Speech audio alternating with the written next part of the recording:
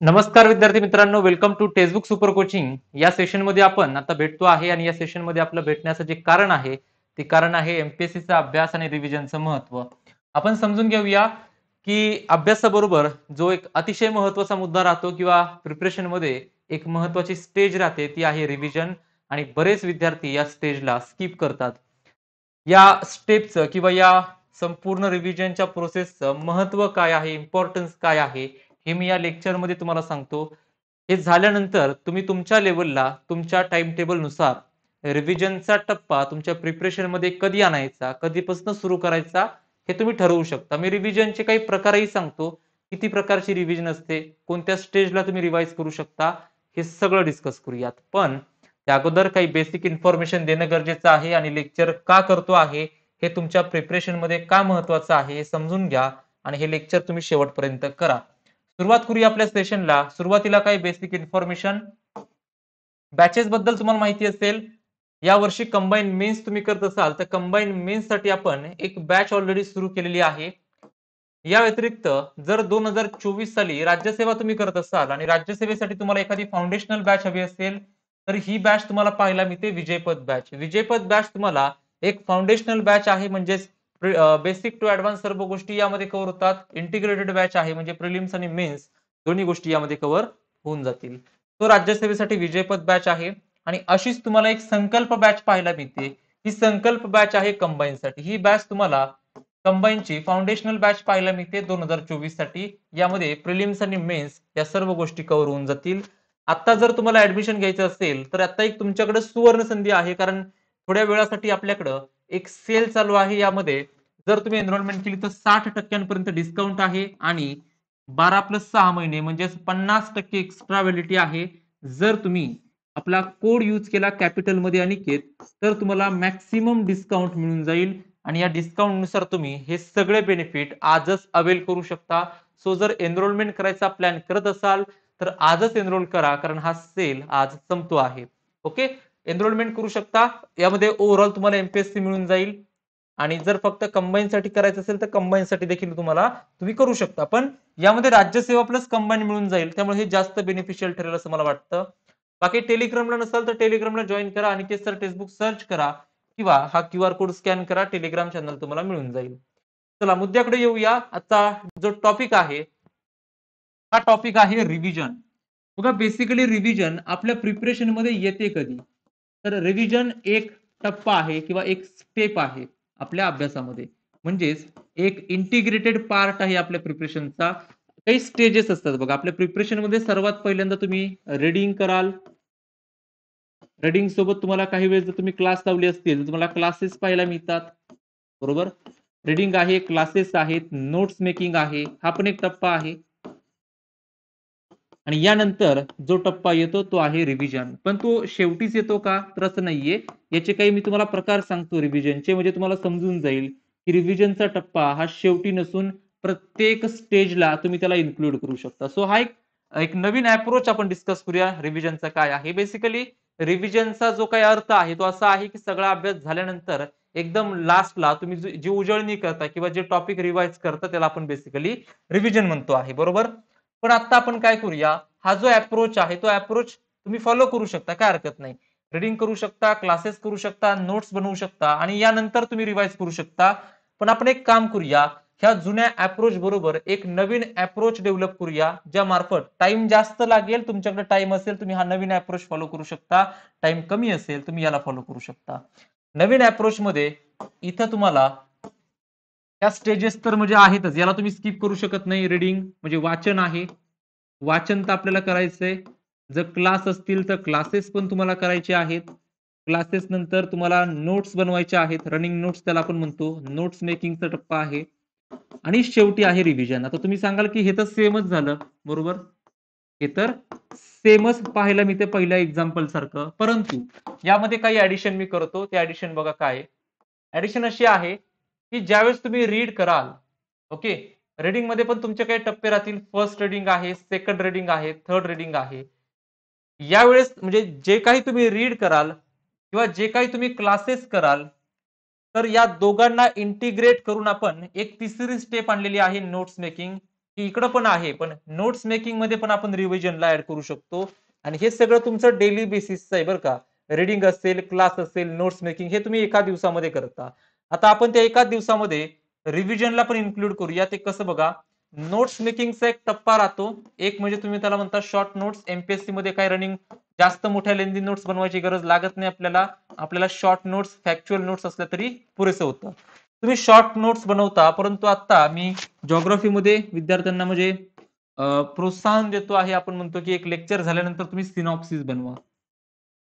आता हे सिनॉप्सिस काय आहे, तर बघा सिनॉप्सिस म्हणजे जे काही तुम्ही अभ्यास केलाय, क्लास असेल, तुम्ही वाचलं असेल, हे तुम्हाला लेक्चर झाल्यानंतर, रीडिंग झाल्यानंतर काही कालावधीनंतर ब्रेनस्टॉर्म करायचंय, आठवायचंय आपण की काय वाचलंय, काय अभ्यास केलाय.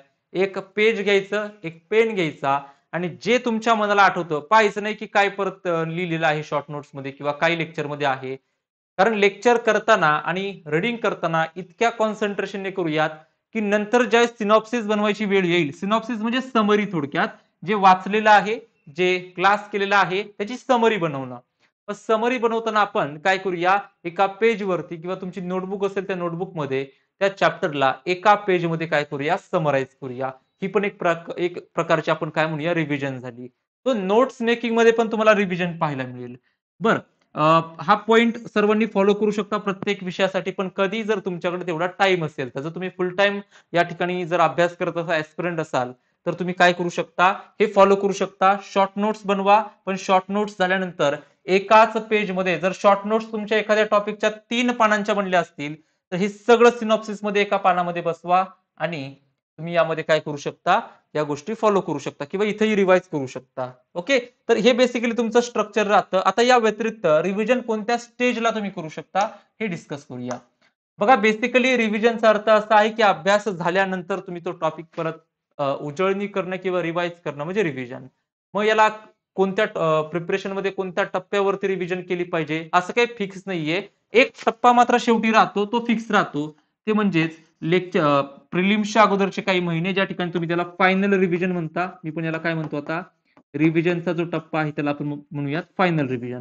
याला तुम्हाला स्किप करायचं नाहीये, कारण वर्षभर जे वाचलेलं आहे, अभ्यास केलेला आहे, हे शेवटच्या महिन्यामध्ये, शेवटच्या 2 महिन्यामध्ये डिपेंड करतं तुमचा अभ्यास कंप्लीट कधी होतोय. तुम्ही रिव्हिजनला जेवढा जास्तीत जास्त कालावधी द्याल प्रिलिम्सच्या अगोदर, तेवढा जास्त फायदा तुम्हाला होणार आहे. सो रिव्हिजनला तुम्ही समजा परीक्षेच्या अगोदर, प्रिलिम्सच्या अगोदर समजा 3 महिने दिले असतील.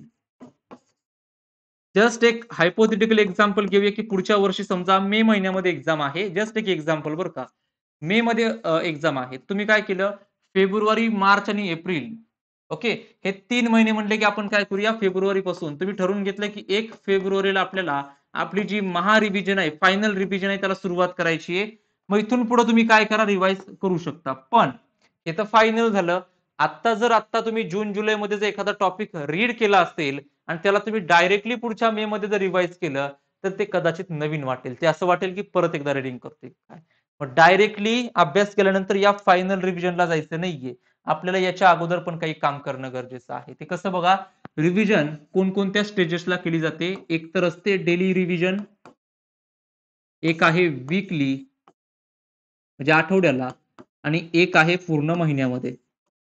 यामध्ये सर्वात सोपं काम काय असेल, म्हणजे जर तुम्हाला एकदम सोप्यात सोप्या याच्यामध्ये करायचं असेल, कमी तुम्हाला जर जास्त म्हणजे ताण घेऊन जमणार नसेल, तर लक्षात ठेवा डेली बेसिसला रिवाइज करा.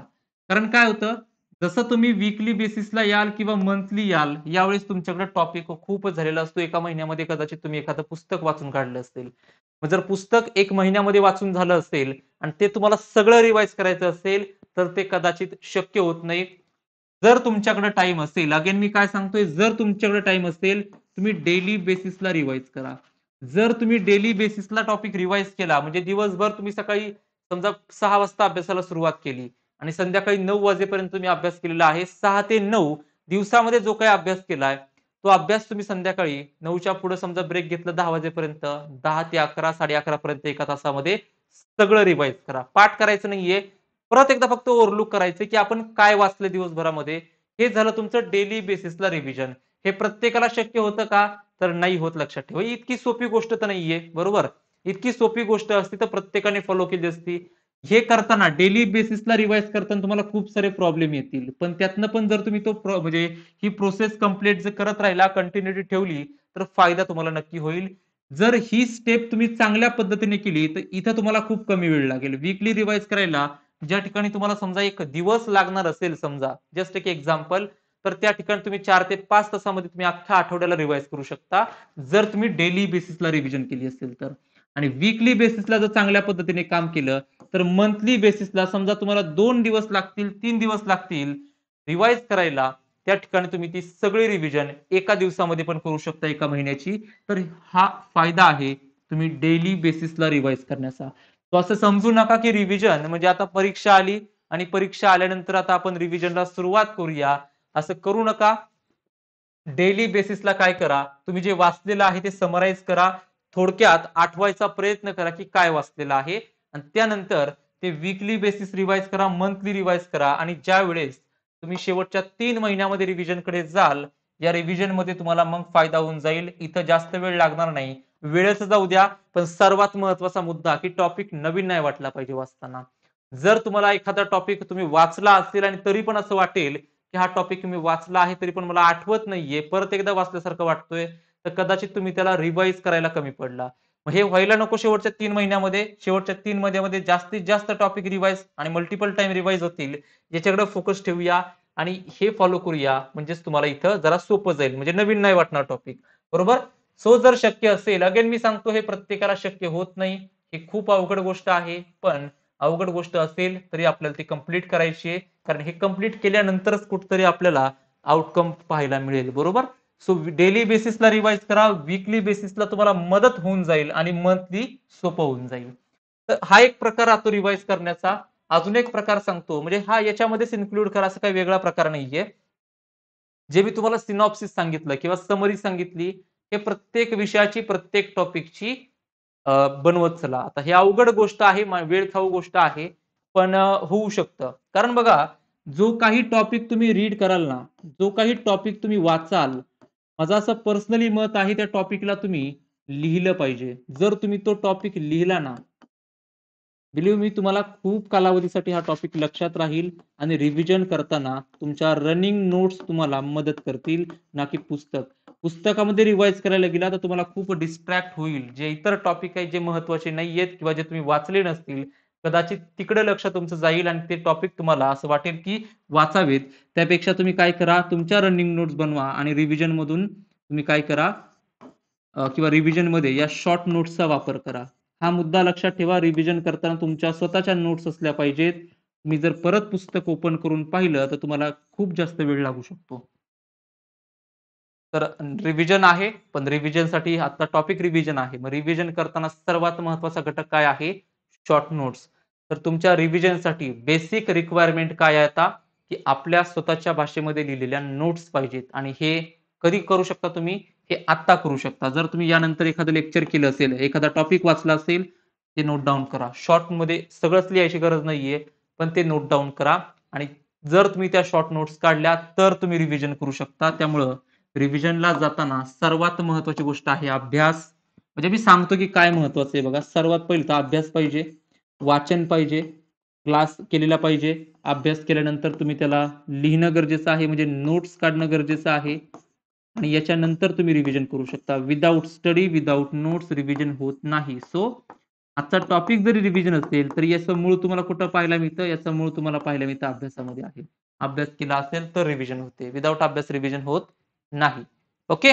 आय होप तुम्हाला इथपर्यंत टॉपिक क्लिअर असेल. तुम्ही याला इम्प्लिमेंट केलं तर चांगली गोष्ट होऊन जाईल. ते तुमच्यावरती आहे की तुम्ही इम्प्लिमेंट करायचं की नाही, पण इम्प्लिमेंट करा, फायदा नक्की होईल. टेलिग्रामला जॉईन असाल तर टेलिग्रामला जॉईन करा, आणि सर टेक्स्टबुक सर्च करा किंवा हा QR कोड स्कॅन करा. टेलिग्राम चॅनल तुम्हाला मिळून जाईल. या व्यतिरिक्त आपल्याला आपले क्लासेस वगैरे आहेत. 40 पेक्षा जास्त video courses, mock test, notes, live classes, offline क्लासेसची रेकॉर्डिंग आहेत. हे सगळे सुपर टीचर तुम्हाला गाईड करायला आहेत.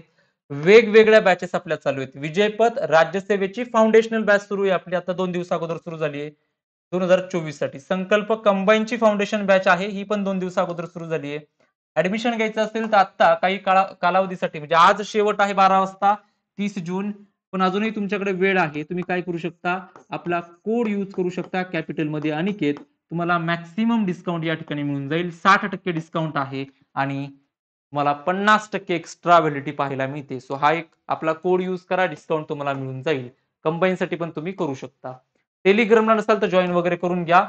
आय होप की तुम्हाला आजचं लेक्चर बेनिफिशियल ठरेल, फायदा होईल. जर लेक्चर आवडलं असेल, लेक्चरला एक लाईक करा आणि लेक्चरवरती एखादी कमेंट नक्की करू शकता. भेटूया आपण एखाद्या पुढच्या लेक्चरमध्ये. Thank you everyone for joining this session. Have a nice day head. Thank you.